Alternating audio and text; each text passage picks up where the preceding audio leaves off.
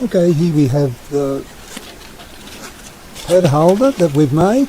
You can see these clips go on any channel you'd like.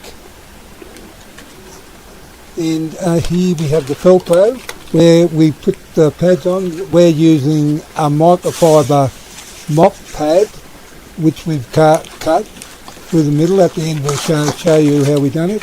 Here you just cut it to size, and that's how they're held on. And that's not as though I've done this for about 7 years. Here's an old one that I did 7 years ago, and as you can see I'm using it as a water fed, and I'm using white scrubber material for the heavy duty jobs.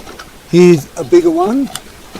They're obviously for the shop fronts, and we use those water fed on the pole all the time. So these scrubber pads that we've used, it's actually, we've cut through the middle. It's a microfiber mop pad that we got, and we just cut it down the middle.